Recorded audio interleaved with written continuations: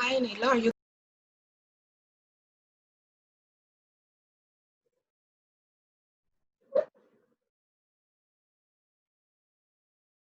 Okay, so let's start today's session. Hi, everyone. Welcome to the fifth session in the Big Data Week as part of the Confis Learning series.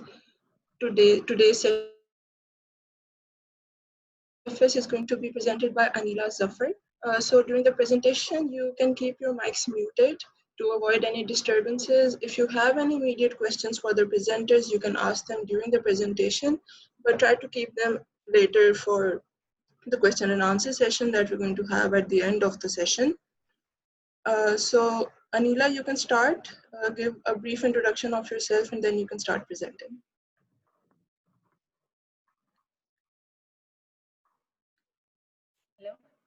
Hello, my name is Anila Zafar, and I'm a software engineer. File handling in Hadoop. HDFS is part of the series, and we already had a session before introduction to HDFS. So in today's session, the agenda for today's session is we'll be looking at application in HDFS, how HDFS handles data loss, how the read and write architecture works in HDFS, and how deletion occurs. So let's start.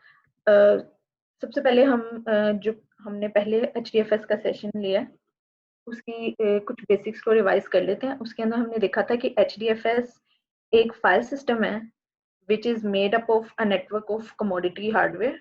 So a bunch of systems connect होते हैं file system और HDFS का network बनाते हैं. इसके अंदर हमारे पास name node होती है जो कि मास्टर नोड होती है और फिर उसके बाद डाटा नोड होती है जिसके ऊपर एक्चुअल फाइल और डाटा सेव होता है. उन डाटा नोड्स के ऊपर फाइल्स कैसे स्टोर होती हैं, वो फाइल्स डिवाइड अप होती हैं इनटू ब्लॉक्स. तो HDFS के अंदर जो है स्मॉल चंक्स ऑफ ब्लॉक्स होते हैं जो फाइल्स डिवाइड हुई होती हैं. बाय डिफॉल्ट ब्लॉक का साइज जो है वो 128 MB है, लेकिन हम जो है कॉन्फ़िगरेशंस में जाके इस प्रॉपर्टी को अपडेट कर सकते हैं.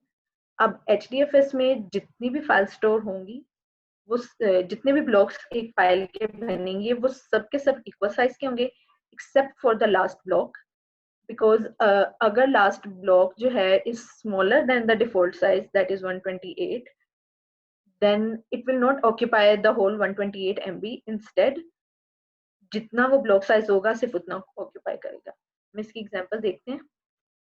ये फाइल है 18 MB की है. अब ये ब्लॉक्स में डिवाइड हुई है 128 MB 128 MB. सारे के सारे ब्लॉक्स 128 MB हैं. बाकी जो लेफ्ट 6 MB स्पेस है, 6 MB का जो फाइल का साइज रिमेनिंग है, लास्ट ब्लॉक सिर्फ 6 MB का होगा instead of taking the whole space, जो कि नॉर्मल फाइल सिस्टम्स कहते हैं कि जो भी डिफॉल्ट ब्लॉक साइज होता है वो पूरा का पूरा ब्लॉक ऑक्यूपाई होता है. HDFS के केस में ये नहीं होगा. एक और पॉइंट जो है HDFS में डाटा नोड के ऊपर जब होंगे तो वो ये नहीं देखेगा कि कौन सी फाइल टाइप है, क्या सिस्टम है, ठीक है, वो बस उस फाइल को जो है कट ऑफ कर देगा when it reaches 128 MB। So it doesn't matter what the file type is, वो उस डाटा को ब्लॉक कर देगा। सेपरेटली ब्लॉक जो है वो हमारे पास मीनिंगफुल इंफॉर्मेशन नहीं देंगे। जब सारे ब्लॉक कंबाइन एक फाइल बनेगी तो वो हमारे लिए मीनिंगफुल इंफॉर्मेशन होगी। ठीक है, उसके बाद अब हम देखते हैं कि ब्लॉक की क्या इंफॉर्मेशन किस डाटा नोड के ऊपर सेव होती है। जैसे कि हमने कहा कि हमारे पास एक नेम नोड होती है जो कि मास्टर नोड होती है। अब जो नेम नोड होती है उसके उसके पास सारी इंफॉर्मेशन होती है फाइल के मेटा डाटा की। तो नेम नोड स्टोर करेगी कौन सी फाइल है और उसकी क्या ब्लॉक आईडीज हैं, वो नेम नोड के पास डाटा स्टोर होगा। और जो है वो ये भी स्टोर करेगी कि कौन सी ब्लॉक आईडी किन डाटा नोड्स के ऊपर रिसाइड कर रही है।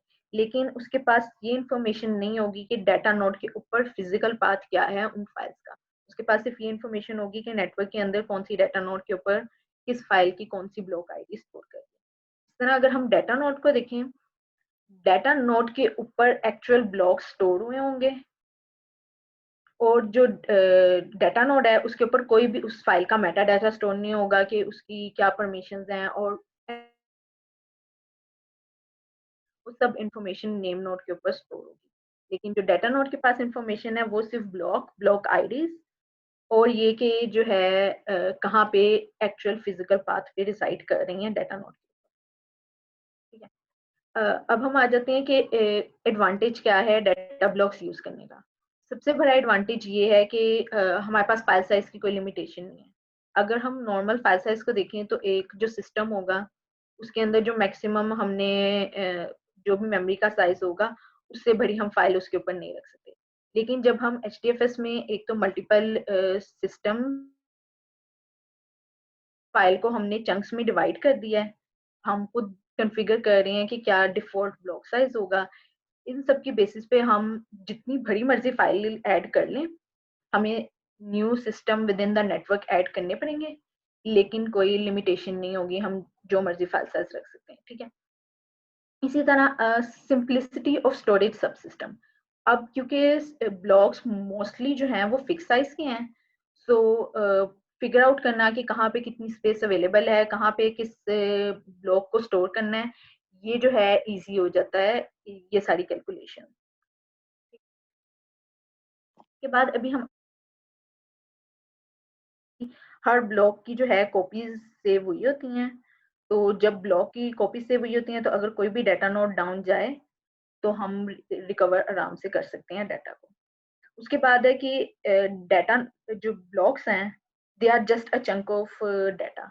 उसके साथ कोई मेटा डाटा इंफॉर्मेशन नहीं है, जस्ट उस फाइल का जो एक पार्ट है वो हमने पकड़ के सेव कर दिया है डाटा नोट्स के ऊपर। कोई जो है ओवरहेड नहीं होगा मेटा डाटा का, बिकॉज वो सारा का सारा डाटा जो है वो नेम नोड हैंडल कर रही होगी।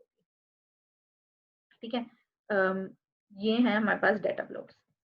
उसके बाद अभी जैसे मैंने मेंशन किया कि रेप्लिकेशन रेप्लिकेशन बेसिकली मींस कि हर जो ब्लॉक क्रिएट होगा फाइल का उसकी multiple copies multiple data nodes के ऊपर सेव होंगी। इन केस कोई भी डाटा नोड डाउन जाती है तो हमारे पास बाकी जो है वो अवेलेबल हो। बाय डिफॉल्ट जो रेप्लिकेशन फैक्टर है वो 3 होता है। हर ब्लॉक की जो है वो 3 कॉपीज बनती हैं, 3 डिफरेंट डाटा नोड्स पे सेव होती हैं। बट ये भी हम कॉन्फ़िगर कर सकते हैं कॉन्फ़िगरेशन फाइल्स में कि हमने जो है क्या रेप्लिकेशन रखनी है उस फाइल की। और एक और जो फायदा है हाई रेप्लिकेशन फैक्टर का वो ये है कि अगर एक फाइल है जिसने मल्टीपल टाइम्स रीड होना है और बहुत ज्यादा लोड उसके ऊपर आ रहा है, तो अगर वो मल्टीपल डाटा नोड्स पे अवेलेबल है तो लोड बैलेंसिंग हो जाएगी और जो है ओवरवेलम नहीं होगा हमारा सिस्टम। ठीक है, ये एग्जांपल देख लें। एक फाइल है और ये 5 ब्लॉक्स में डिवाइडेड है और हमारे पास 5 डिफरेंट डाटा नोड्स हैं। तो अब अगर हम ये देखते हैं ब्लॉक 1, तो ये डाटा नोड 1, डाटा नोड 2 और डाटा नोड 3 पे सेव है। यहाँ पे रेप्लिकेशन फैक्टर क्योंकि 3 है तो हर ब्लॉक की 3 कॉपी सेव हुई है। इसी तरह ब्लॉक 2, डाटा नोड 1, ठीक है, डाटा नोड 4 और डाटा नोड 5 पे सेव हुआ है।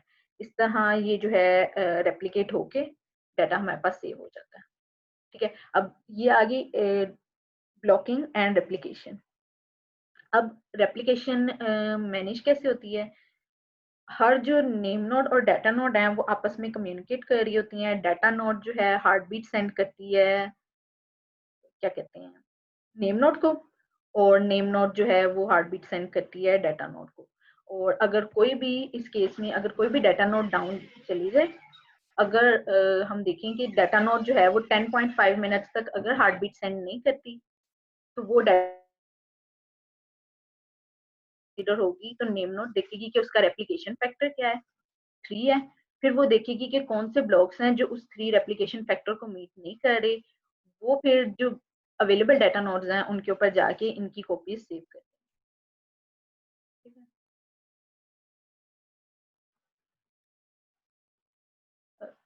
इसके बाद हम आ जाते हैं कि फाइल ऑपरेशंस HDFS के अंदर कैसे होते हैं। जो HDFS है ये write once read many times means के इसके अंदर जो भी फाइल्स क्रिएट होती हैं वो इम्यूटेबल हैं, हम उनको एडिट नहीं कर सकते, अपडेट नहीं कर सकते। हम एक दफा राइट करेंगे और मल्टीपल टाइम्स जो है हम उन्हें रीड करवाएंगे। इसी तरह हम फाइल्स में अपेंड कर सकते हैं डाटा, लेकिन एग्जिस्टिंग कंटेंट को जो है हम चेंज नहीं कर सकते।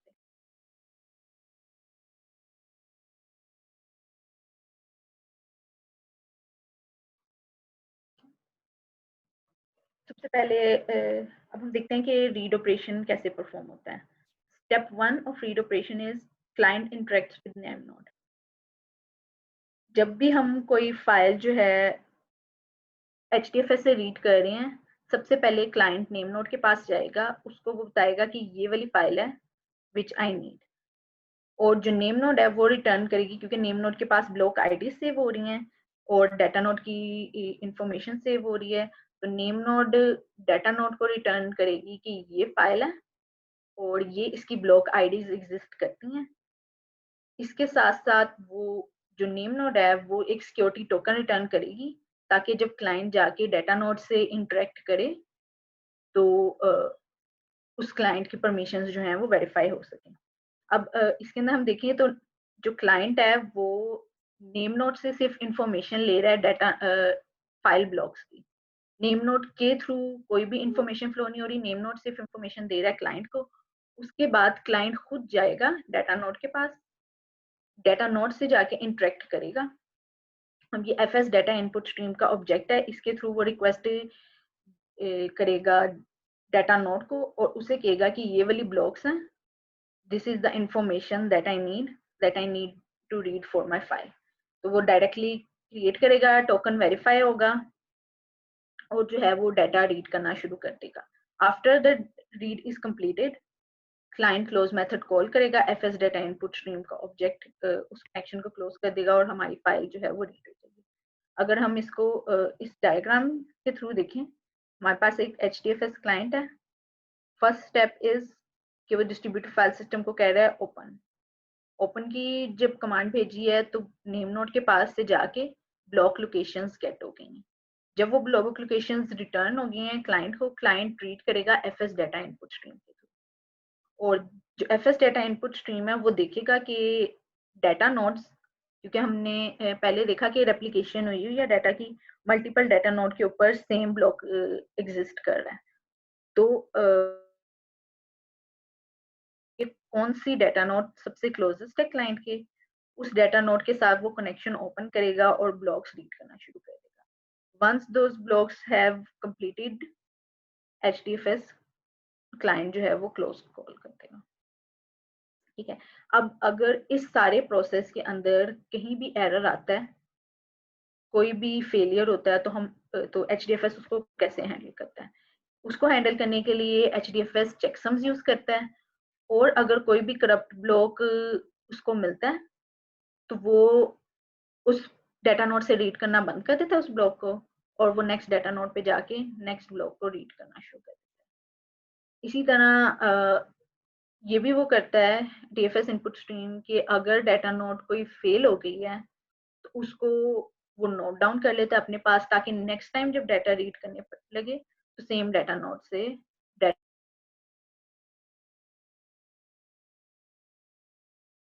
ये था रीड ऑपरेशन कैसे परफॉर्म हो रहा है HDFS के थ्रू। नेक्स्ट हम देखते हैं write operation. how is write operation performed through HDFS. Same way सब interact करेगा name node के साथ.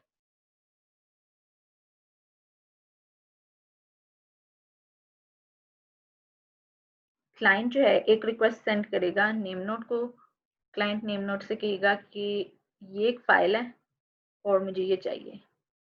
Name node will then check कि परमिशंस अवेलेबल, इस क्लाइंट को परमिशंस हैं कि नहीं उस फाइल को राइट कराने की, और साथ वो ये चेक करेगा कि फाइल एग्जिस्ट कर रही है या नहीं.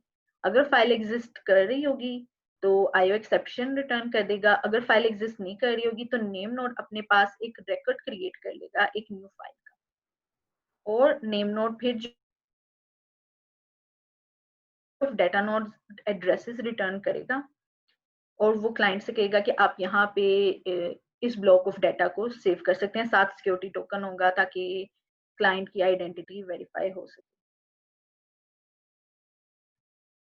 ठीक है, एक दफा क्लाइंट के पास आ गए हैं सारे physical addresses of the data node which need, जिसके ऊपर राइट करवाना है डाटा. अब क्लाइंट क्या करेगा, जिस तरह हमारे पास DFS इनपुट स्ट्रीम था in case of read operation, in case of write operation हमारे पास DFS आउटपुट स्ट्रीम है. DFS आउटपुट स्ट्रीम हर जो डाटा क्लाइंट जो डाटा सेंड करेगा उसको पैकेट्स में राइट करेगा और एक डाटा क्यू क्रिएट कर देगा. डाटा स्ट्रीमर उस क्यू को यूज करेगा और न्यू उस क्यू को डाटा नोड के ऊपर सेव करता जाएगा. और जब एक ब्लॉक कंप्लीट हो जाएगा तो वो कहेगा कि ये एक ब्लॉक क्रिएट हो गया, ये ब्लॉक आईडी सेव कर लो, और नेक्स्ट ब्लॉक जो है वो राइट करना शुरू कर देगा. इस तरह राइट ऑपरेशन करते हुए दो तरह की क्यूज होती हैं, एक डाटा क्यू और एक act Q. Data Q is basically client जो डाटा सेंड कर रहा है, जो भी क्लाइंट की साइड से डाटा राइट हो रहा है वो उस डाटा क्यू के अंदर आ जाएगा, और फिर डाटा क्यू से जो मल्टीपल डाटा नोड्स हैं उसके ऊपर राइट होना शुरू हो जाएगा. वो डाटा मूव करेगा एक्ट क्यू में और वो डाटा फॉरवर्ड हो जाएगा बाकी नोड्स की तरफ. हम डायग्राम के थ्रू देख लेते हैं. हमारे पास एक HDFS क्लाइंट है. ये सबसे पहले ये और वो एड्रेसेस रिटर्न कर देती है HDFS को डाटा नोड के. HDFS स्ट्रीम के थ्रू वो डाटा राइट करवाना शुरू कर देता है डाटा नोड्स के ऊपर. अब जब हम रीड कर रहे थे तब ऑलरेडी रेप्लिकेशन हुई थी ब्लॉक्स की, so we just needed to read from a single data node. But in this case जब हम राइट करवाएंगे तो साथ HDFS ने ये भी मेक श्योर करना है कि जो भी रेप्लिकेशन है वो अचीव हो, जो कि इस केस में 3 है. सो यहाँ से जब राइट करवा देगा, राइट पैकेट आएगा और पैकेट जब सेव हो गया डाटा नोड पे तो अब उस राइट पैकेट ने रिमूव हो जाना है राइट क्यू से, और उसने एक्ट क्यू के अंदर उस पैकेट ने सेव हो जाना है. और इसी तरह जब एक्ट पैकेट में वो सेव कर देगा और वो नेक्स्ट डाटा नोड को भेज देगा, लाइक यानी कि डाटा नोड से कम्युनिकेट करेगी और वो वाली डाटा नोड फिर बाकी सारी डाटा नोड से कम्युनिकेट करके उस रेप्लिकेशन को अचीव करेगी, instead of the same FS data output stream दूसरे को तीसरे को. इस तरह नहीं है, इस तरह ये क्यू फॉर्म होगी और डाटा राइट हो जाएगा. Once all write queue complete हो गई है, राइट क्यू इज एम्प्टी, तो एक डाटा नोड इसका मतलब है उसके ऊपर सारा का सारा डाटा स्टोर हो गया है.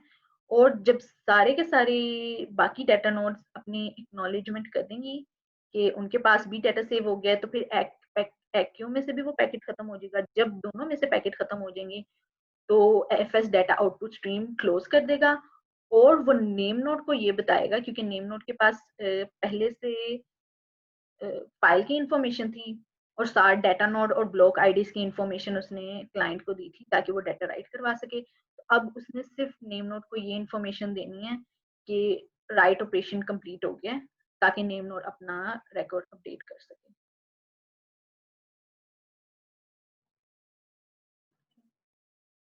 अब हम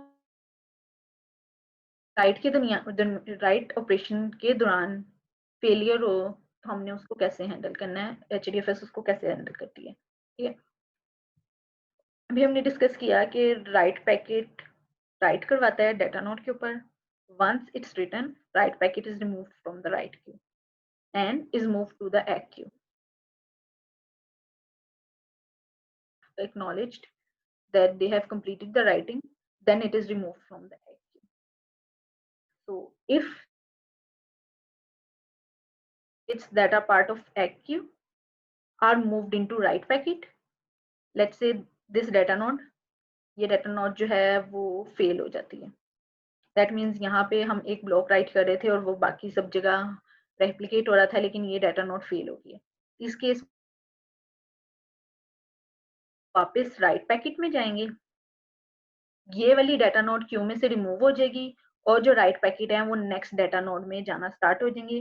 जब वो नेक्स्ट डाटा नोड में जाएंगे वो एक न्यू ब्लॉक आईडी क्रिएट करेंगे और उस ब्लॉक आईडी को नेम नोड को कम्युनिकेट कर देंगे कि जो पहले ब्लॉक आईडी क्रिएट हुई थी उसमें फेलियर आ गया था, उसको रिमूव कर दें और जो न्यू वाली ब्लॉक आईडी क्रिएट हुई है वो उसको सेव कर दें। और जब ये एक डाटा नोड निकल जाएगी तो बाकी दो को वो यूज करके और डाटा दोबारा राइट करवाना शुरू कर देगा विद द सेम प्रोसेस। अब जैसा कि हमने अभी पहले देखा था डाटा लॉस के केस में कि अगर कोई भी डाटा नोड डाउन होती है तो क्योंकि डाटा नोड अपनी block information heartbeat send कर रही होती है नेम नोड को, तो अगर नेम नोड फेल हो गया तो इसका मतलब है सिर्फ दो डाटा नोड्स हैं जिनके ऊपर डाटा एग्जिस्ट कर रहा है, दैट मींस ओनली 2 का रेप्लिकेशन फैक्टर अचीव हो रहा है। लेकिन बाय डिफॉल्ट जो इसका रेप्लिकेशन फैक्टर है वो 3 है। तो वो वाला जो प्रोसेस वो देखेगा कि रेप्लिकेशन फैक्टर अचीव नहीं हुआ हुआ और उस रेप्लिकेशन फैक्टर को फिर अचीव करने के लिए वो एक न्यू कॉपी क्रिएट करेगा उन सारे ब्लॉक्स की जो कि मिसिंग है।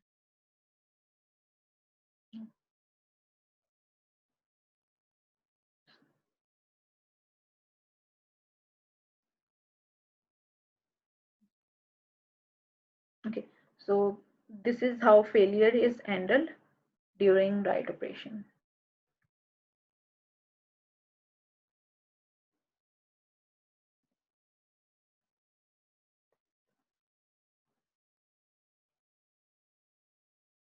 Okay, if you guys have any question regarding the read operation or write operation,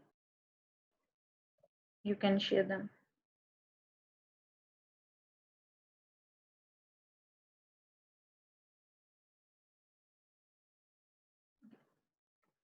Does anyone have any questions?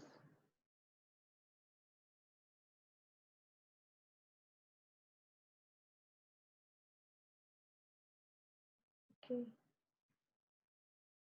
I think there are no questions right now. So I'll move on to the next part of my slide,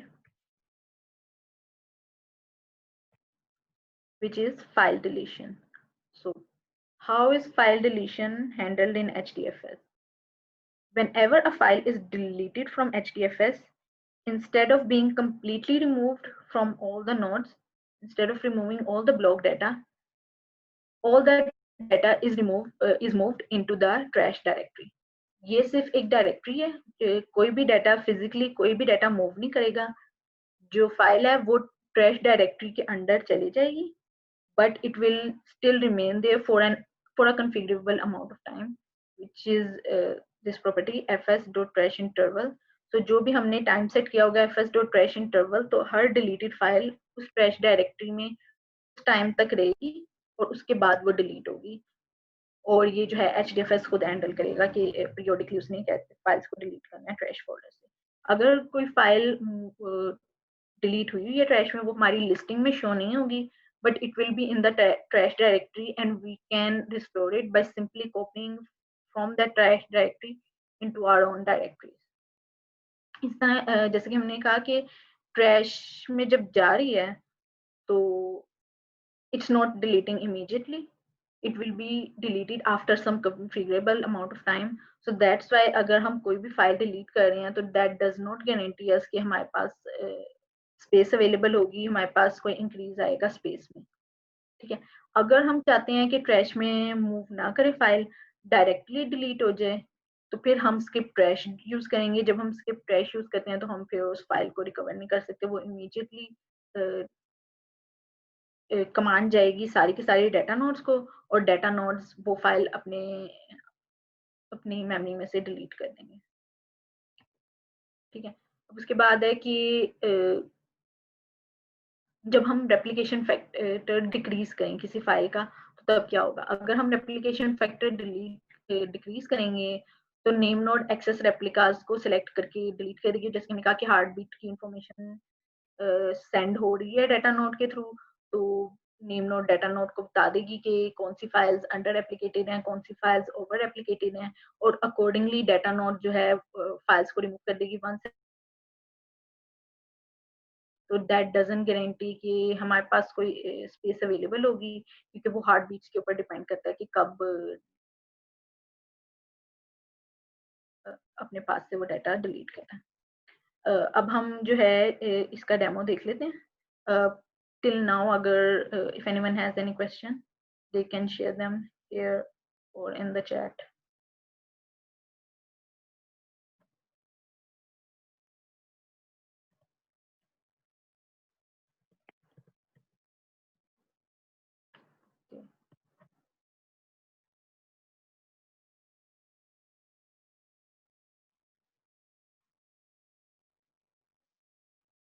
Okay, then I'll start with the demo.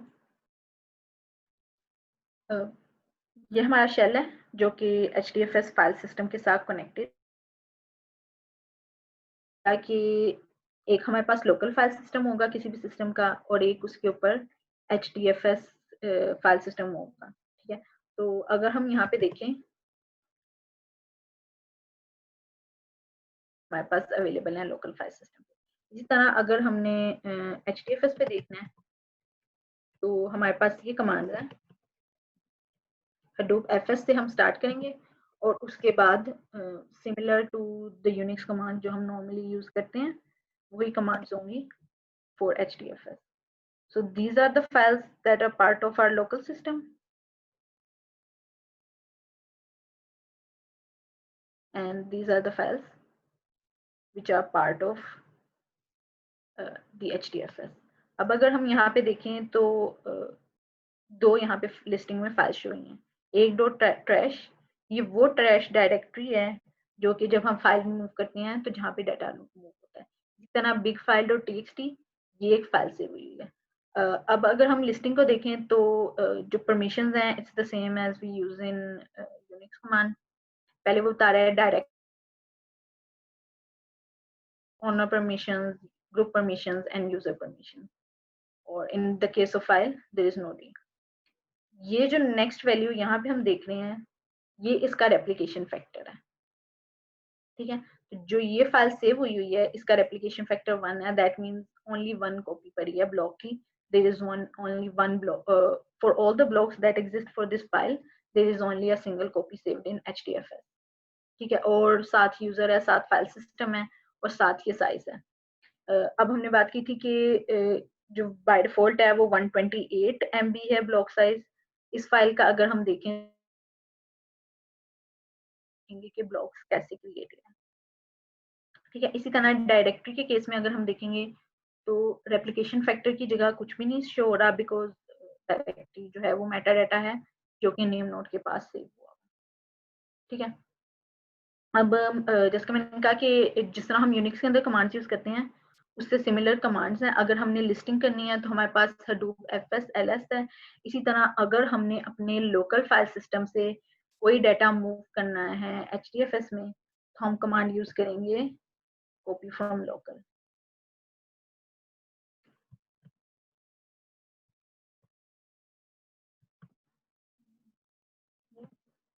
हमारे पास यहाँ पे थी test dot demo file ले लेते हैं। ठीक है, अब ये जो डेमो फाइल है ये हमारे लोकल फाइल सिस्टम पे एग्जिस्ट कर रही है, ये हमारे HDFS में एग्जिस्ट नहीं कर रही, तो हम इसको मूव कर देंगे। ताकि ये फाइल HDFS में अवेलेबल हो जाए।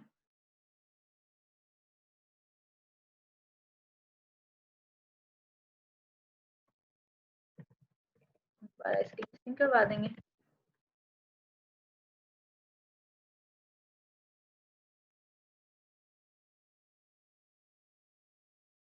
So we see demo file is created and the replication factor is one size is this.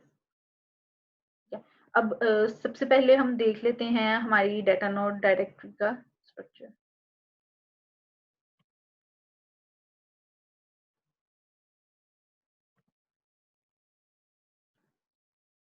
ये पाथ है Hadoop HDFS data current।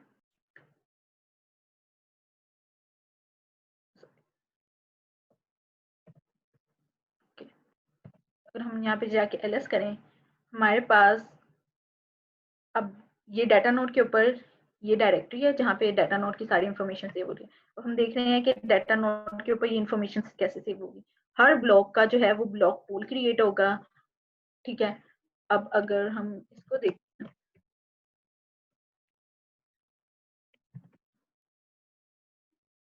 फिर हम करंट में जाते हैं, करें। अब यहाँ पे हमारे पास ये दो डायरेक्टरी शो हो रही हैं, फाइनलाइज्ड एंड RBW। बेसिकली जो फाइनलाइज्ड है, ये जो भी ब्लॉक्स जो राइट कंप्लीट कर चुके हैं ये सारे फाइनलाइज में होंगे, और वो ब्लॉक्स जो अभी पार्शली रिटर्न है, अभी कंप्लीटली रिटर्न नहीं है, वो RBW डायरेक्टरी के अंदर सेव कर रहे हैं।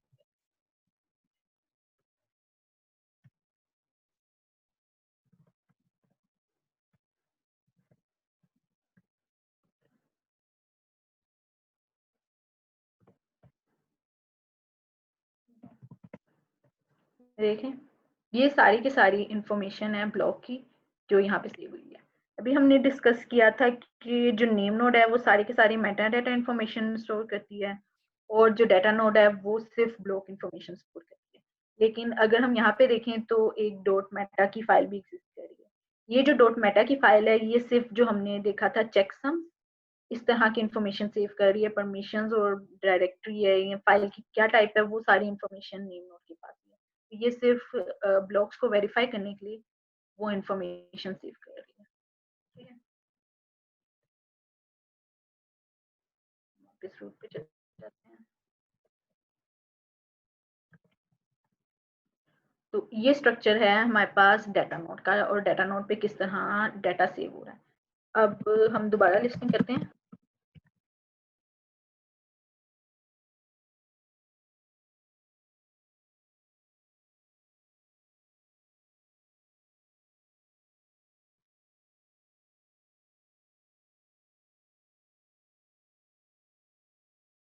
ठीक है, अब हम देख लेते हैं एक फाइल, इनमें से बिग फाइल डॉट txt। अब हमने देखनी है इस फाइल की इंफॉर्मेशन क्या है, इसकी क्या ब्लॉक इंफॉर्मेशन है, रेप्लिकेशन डिटेल्स जो भी हमने देखनी है। उसके लिए हमारे पास कमांड है hdfs fsca।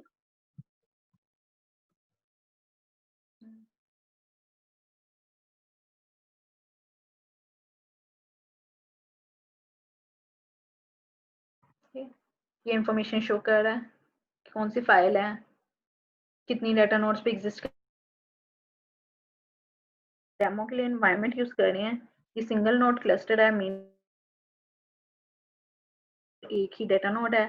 दैट मीन्स कि हर ब्लॉक जो है वो सिंगल डाटा नोड के ऊपर ही रिजाइड कर रहा होगा, ठीक है।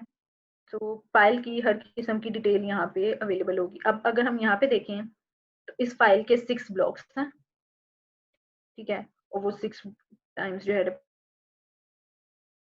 हमने ये डिटेल देखनी है कि ये 6 ब्लॉक्स हैं वो कौन से ब्लॉक्स हैं, क्या उनकी ब्लॉक आईडीज हैं और वो कहाँ पे रिजाइड कर रही हैं। तो we will use the same but with these flags. Location,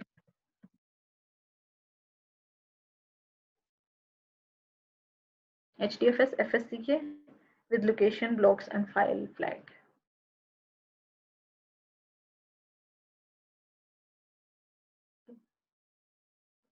If you see here, last time हमने जब उन flags के बगैर यूज किया था तो हमारे पास इंफॉर्मेशन नहीं थी।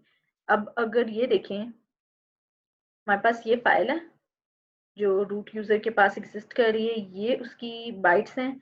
रेप्लिकेशन, उसका रेप्लिकेशन फैक्टर भी 1 था और एक्चुअली रेप्लिकेटेड भी वो 1 टाइम हुई है, ठीक है। और 6 ब्लॉक्स उनके एग्जिस्ट कर रहे हैं। ये उन ब्लॉक्स की आईडीज हैं 0 1 2 3 4 5, ठीक है। ब्लॉक पूल, कौन से ब्लॉक पूल में एग्जिस्ट कर रहा है और उसके बाद उस ब्लॉक की क्या आईडी है और उस ब्लॉक की क्या लेंथ है। जैसे हमने पहले डिस्कस किया था कि हर ब्लॉक सेम लेंथ का होगा except for the last one, same length ही है। दिस इज 128 MB, ठीक है, बाइट्स में है ये डाटा।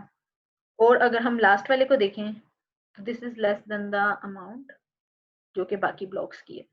और साथ ही हमें ये भी इंफॉर्मेशन मिल रही है कि डाटा नोड के ऊपर क्या, कौन सी डाटा नोड के ऊपर एग्जिस्ट कर रहा है। नोड के यहाँ पे ये इन्फॉर्मेशन है कि कौन सी डाटा नोड के ऊपर एग्जिस्ट कर रहा है, लेकिन ये इन्फॉर्मेशन नहीं है कि किस डायरेक्टरी में कहाँ पे जा,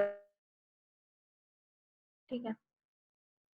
अब हमने देखा कि रेप्लिकेशन फैक्टर जो है वो बाय डिफॉल्ट सेट हुआ होता है, लेकिन अगर हम उसको चेंज करना चाहें तो वो भी हम कर सकते हैं।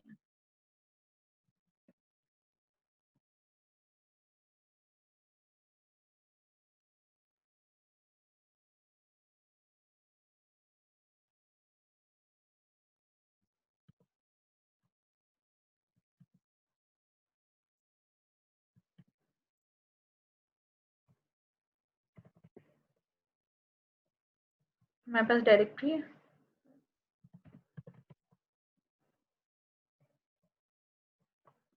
हमारे पास डायरेक्टरी है जहाँ पे सारी की सारी कॉन्फ़िगरेशन फाइल्स रिसाइड कर रही हैं, जिनके अंदर डिफरेंट मल्टीपल प्रॉपर्टीज सेट हैं।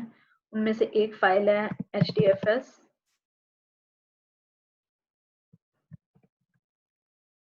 site.xml।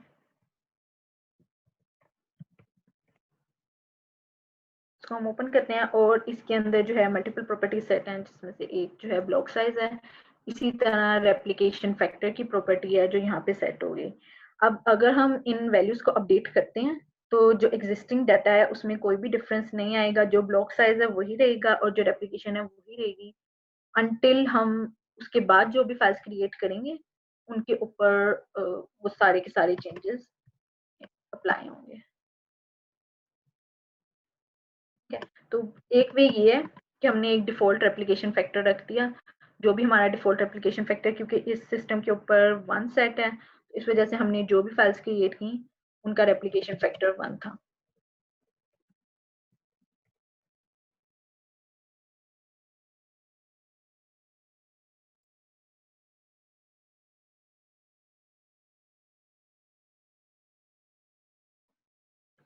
जो भी हमने, क्योंकि इन फाइल्स में कोई भी रेप्लिकेशन फैक्टर नहीं दिया था। अब अगर हम चाहते हैं कि हम एक न्यू फाइल क्रिएट करें और उसका रेप्लिकेशन फैक्टर खुद सेलेक्ट करें, वो हम इस कमांड के थ्रू करेंगे, loop fs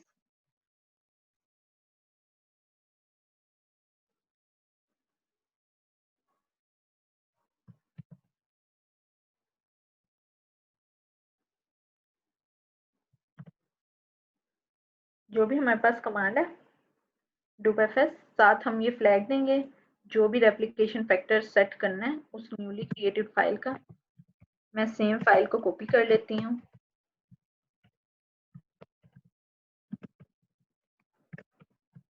फाइल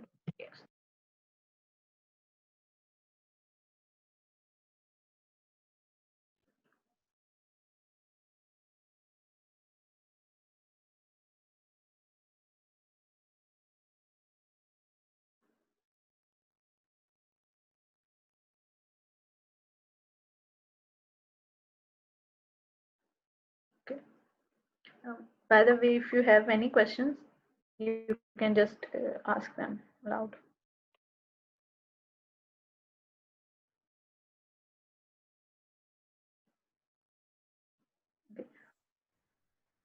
जी दोबारा नीना, लिस्टिंग करते हैं। आपसे हाँ जी, अच्छा, हाँ जी, आपने बताया था कि हम लोग जो है वो एग्जिस्टिंग फाइल जो है वो अपडेट नहीं कर सकते, हम सिर्फ अपेंड कर सकते हैं।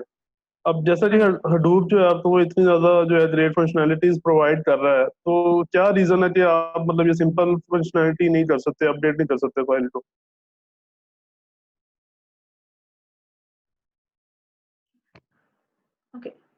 So you're saying कि files जो है वो update available क्यों नहीं है? That is how the architecture is designed. That is how इसका हमें advantage मिलता है कि हम एक दफा फाइल को आ रहे हैं। इस केस में हमें जो लॉकिंग मैकेनिज्म है, जो कि नॉर्मली अगर राइट्स करवा रहे हैं फाइल में, तो हमें लॉकिंग मैकेनिज्म और डिफरेंट मैकेनिज्म जो है अप्लाई करने पड़ते हैं। इस केस में वो नहीं आ जाती है, जिसकी वजह से जो एक्चुअल जाती है हमारे। Does that answer your question? Okay.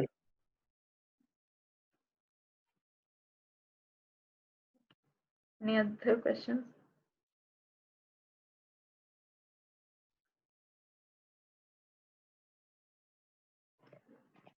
Let me just continue. हमने अभी फाइल क्रिएट की है, कॉपी करके एक न्यू फाइल क्रिएट की है। अब अगर हम दोबारा लिस्टिंग करें फाइल्स की,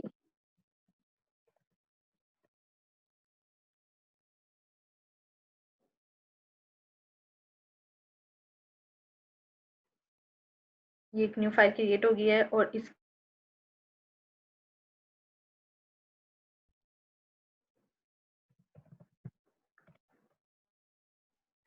अब अगर हम इस फाइल के ऊपर FSCK करके देखें, क्योंकि पहले हमने सिंगल रेप्लिकेशन फैक्टर जिसका 1 था उस फाइल को FSCK करके देखा था। अब हम इस फाइल को चेक करते हैं।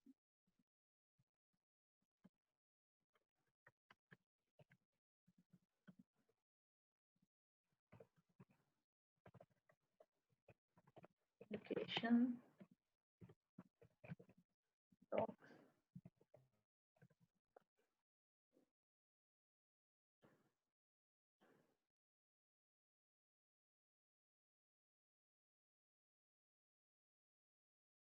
ठीक है।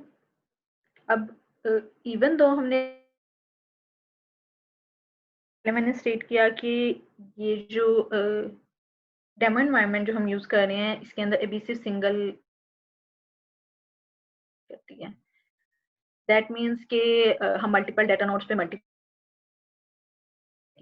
That's why you will see के रेप्लिकेशन फैक्टर 2 है, but it says under replicated, that means this block is not replicated to multiple nodes as it should be. And then it says target replica is 2 but found only one live replica. उसका जो block की copy है, this is an under replicated block, as you can see.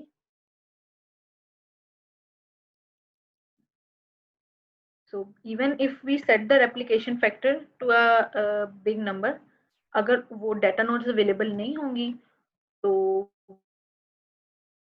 अगर हम multiple data nodes बीच में add कर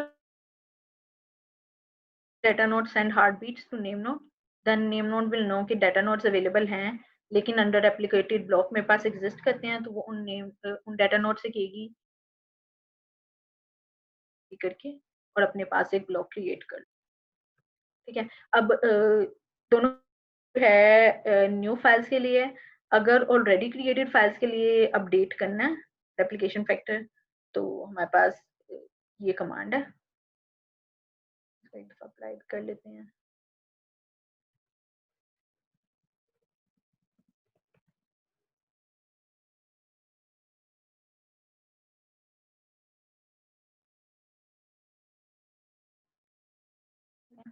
ये हमारे पास फाइल्स हैं।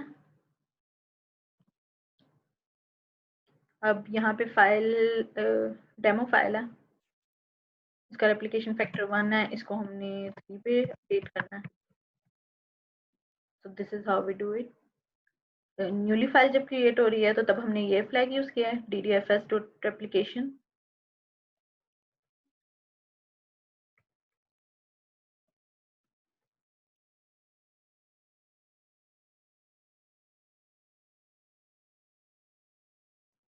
तब हम सेटअप के थ्रू कर रहे हैं।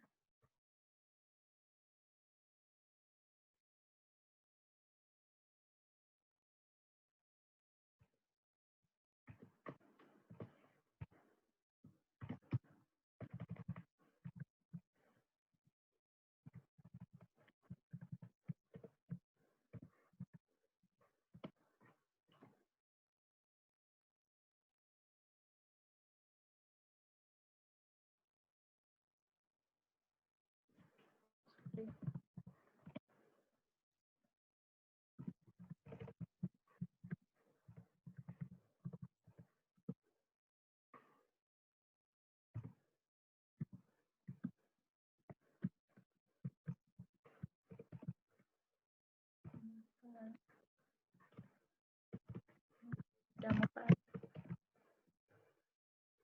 and change that.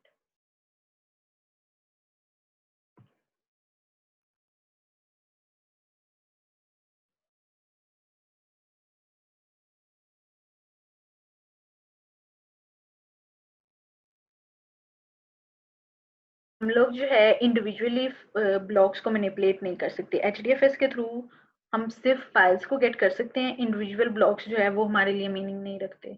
हम क्लाइंट रीड करेगा इंडिविजुअल ब्लॉक्स को, लेकिन उसको मैनिपुलेट नहीं कर सकते कि डिफरेंट ब्लॉक्स का डिफरेंट एप्लीकेशन फैक्टर हो, एज ए होल फाइल का वो सेट होगा। ठीक है, ये कमांड थी @loopfs set replication w and then 3। और इसी तरह हम डायरेक्टरी का भी सेटअप कर सकते हैं और हम फाइल का भी सेटअप कर सकते हैं।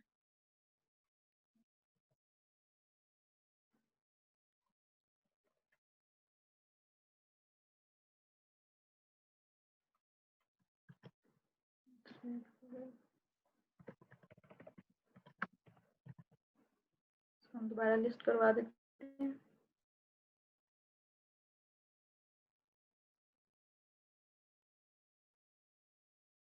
ठीक है, तो ये डेमो फाइल का की रेप्लिकेशन इंक्रीज हो गया।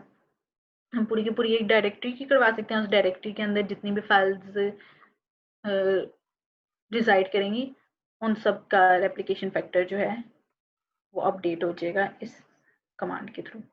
अभी हमने कॉन्फ़िगरेशन फाइल्स देख ली HDFS site.xml, उसके अंदर कुछ प्रॉपर्टीज थी। हमने देखा DFS रेप्लिकेशन के थ्रू हम डिफॉल्ट रेप्लिकेशन सेलेक्ट करते हैं, DFS block.size के थ्रू हम डिफॉल्ट ब्लॉक साइज सेटअप करते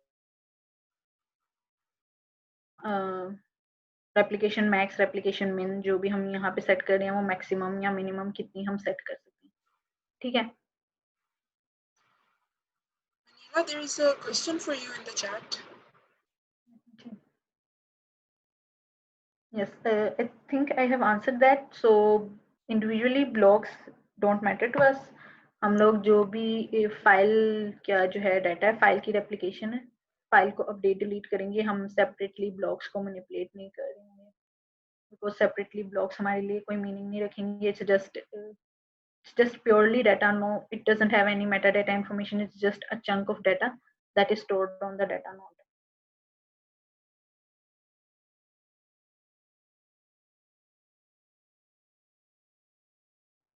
Okay, so हमने देख लिया कि रेप्लिकेशन कैसे हो रही है, ब्लॉक कैसे जब हम फाइल रीड राइट करवा रहे हैं तो किस तरह हम इन फाइल्स को देख रहे हैं। ठीक है, बैकएंड पे वही जो हमने रीड आर्किटेक्चर राइट आर्किटेक्चर देखा है, बैकएंड पे वही फॉलो हो रहा है, but when we are doing it, simple for us as just running a command. Last part of the demo is how to remove a file. Same way Hadoop FS, जिस तरह हमारी Unix में command होती है rm की, उस तरह हम यहाँ पे rm की कमांड यूज करते हैं और हम फाइल को डिलीट कर देते हैं। Let's say new file.txt.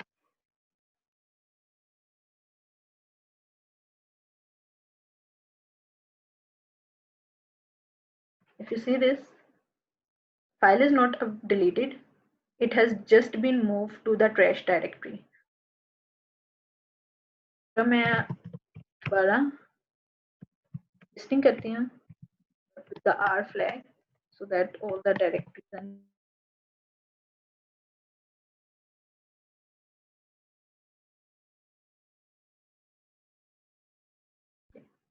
so you see here, these, as you can see, these are all the directories, and then this is the file new file.txt that we just removed. अगर हम चाहते हैं कि हम दोबारा इसको रिस्टोर कर लें, all we have to do is fs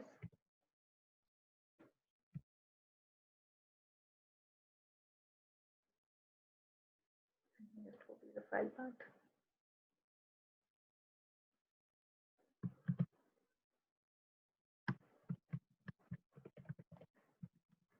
So this is the file that is रहने देते हैं, हम मूव नहीं करते. जो भी हमने टाइम कॉन्फ़िगर किया हुआ है नॉर्मली इट्स 6 आवर्स, तब तक वो फाइल ट्रैश के अंदर रहेगी. उसके बाद HDFS जो है इसको रिमूव कर देगा. But if you want to restore this, all we have to do is copy it from the trash directory and bring it back. Let me bring it back to this directory.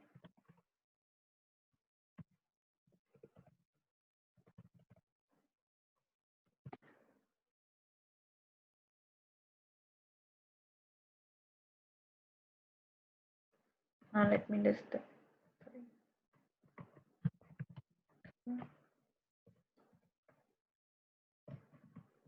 Let me list that again.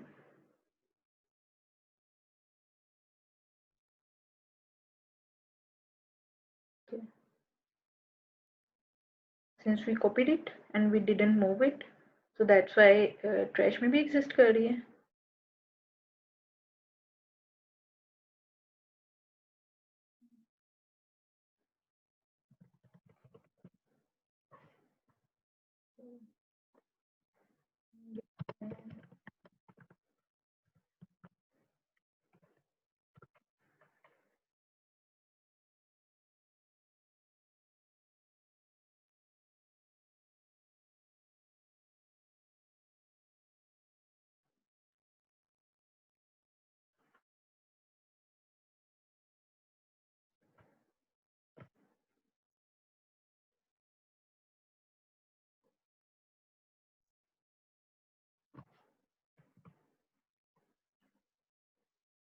Since the directory is not created, it's not here, so let me just move it to the root directory.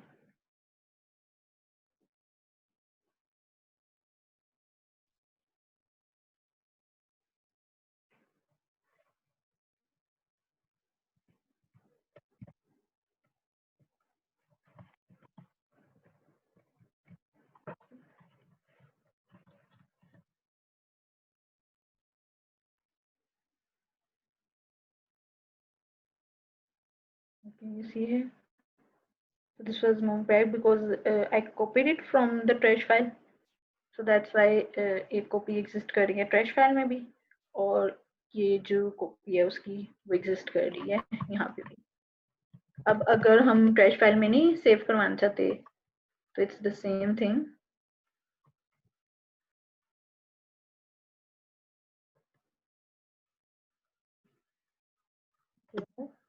And then skip trash, use this flag, and then let's say demo file is what I want to delete.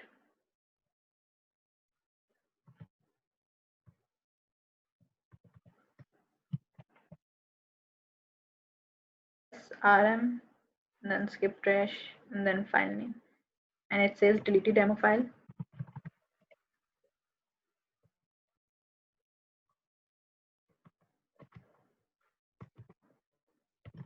List it again.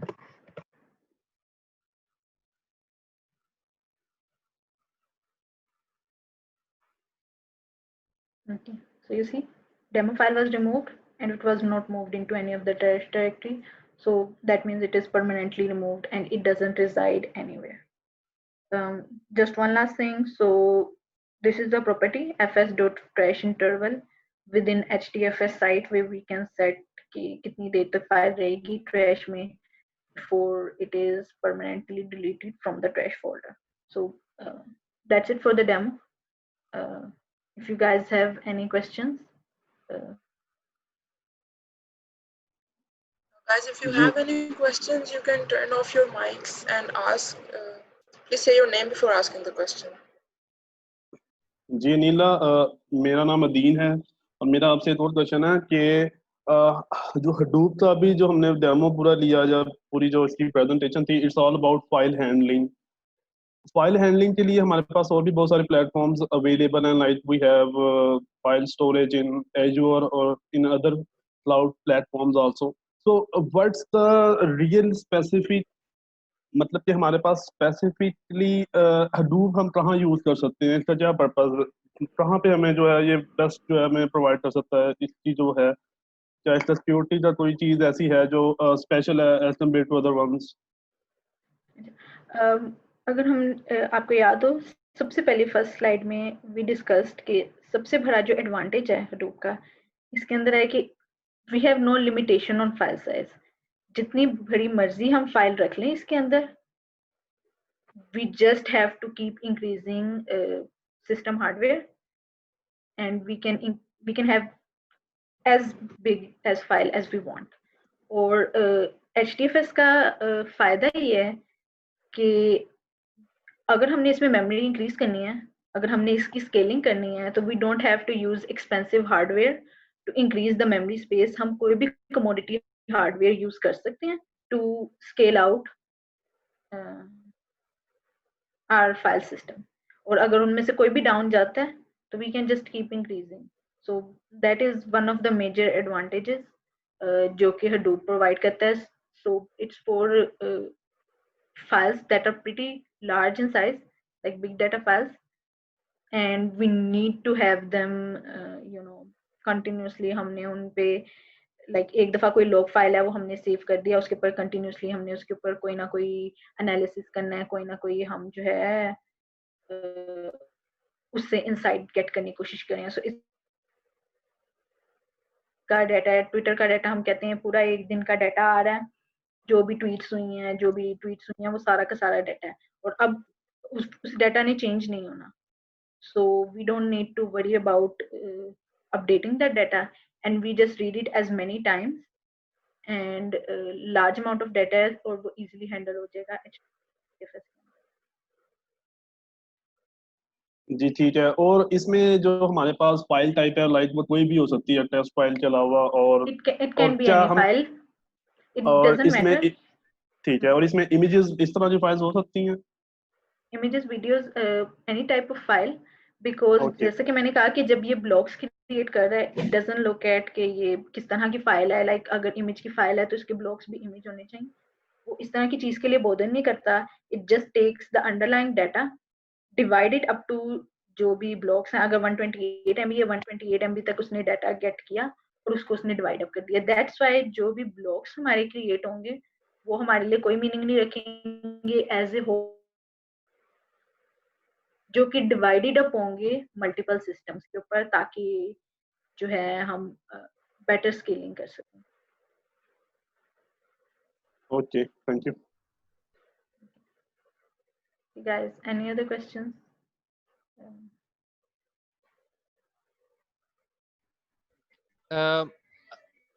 Just a quick thing. I think there was a question I didn't answer. आपने answer दिया था वो I think it's why we can't update, right? उसमें क्या was it? ये था जी। ये question था अपडेट्स क्यों I क्यों think नहीं the हम question was कि राइट्स अगर हम मतलब इतनी अपडेट्स क्यों नहीं कर सकते फाइल में, right? Sorry, am I correct? ये क्वेश्चन किसने पूछा था?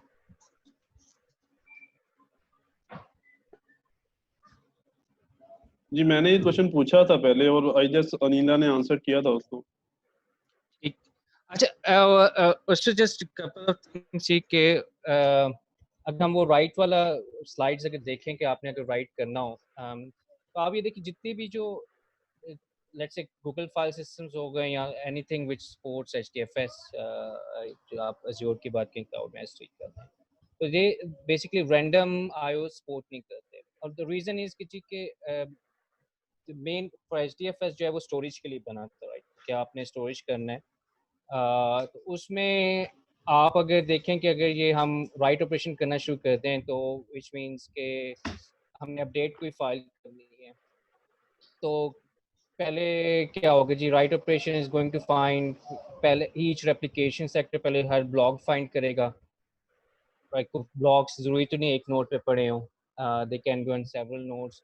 और देन फिर उसका भी ये देखना होगा कि अच्छा जी अब उस पर आपकी नेटवर्क कॉल्स हो रही हैं, देन वो बेसिकली सारे ब्लॉक्स इन्फॉर्मेशन इकट्ठी करके देन यू फाइंड आउट कब मैंने क्या अपडेट करना है, अब कौन सी मतलब कौन सा ब्लॉक अपडेट करना है। और आप वो देखेंगे आप इस तरह करना शुरू करते हैं तो when you are talking about large files, और आप फॉर एग्जांपल आपके जो हडूप में क्लस्टर्स जो हम बनते हैं easily the system I work with, हम लोग we were handling more than 750 million messages per day। तो आप अगर उसमें आप रैंडमली अपडेट्स करना शुरू करते हैं तो आप यू कैन इमेजिन कितने 1 बिलियन के करीब आपके फाइल्स बन रही हैं, तो हाउ वुड यू अपडेट, तो that will slow down the operation, write operation.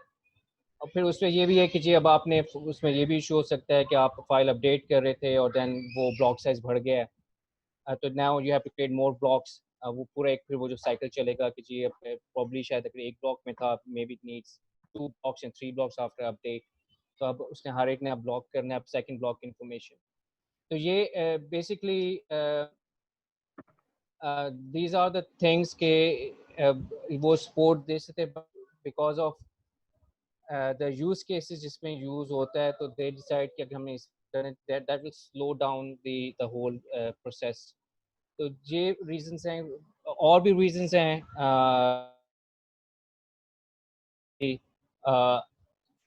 but to simplify things, so ये जितने भी systems हैं जो HDFS types file system, for example Google file system है, Azure का block storage हो गया, S3, they don't support random IOs यहाँ जिसमें जिसके लिए आप files update कर सकें।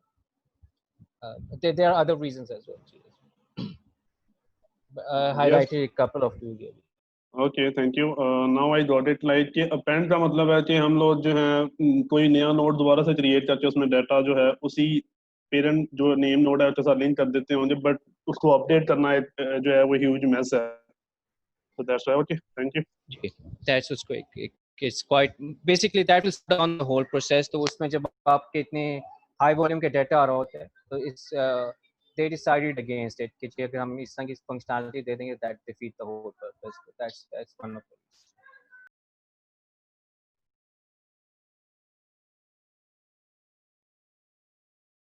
Okay, thank you।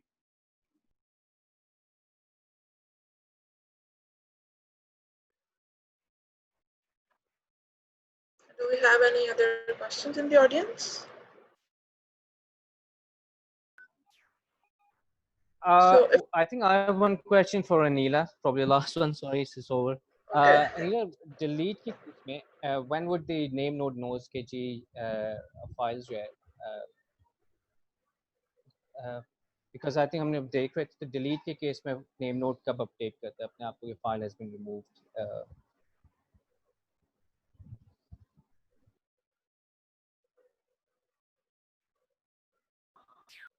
I think we lost Anila. Okay, ठीक है जी चलें। Okay, so I'll just wrap up the session. So thank you everyone for coming today in the 5th session of the Big Data Week. We have another session tomorrow, Introduction to Yarn. It's going to be presented by Bisma Babar and Ahmed Shahid. So we hope to see you guys tomorrow as well in the last session. Thank you all for attending.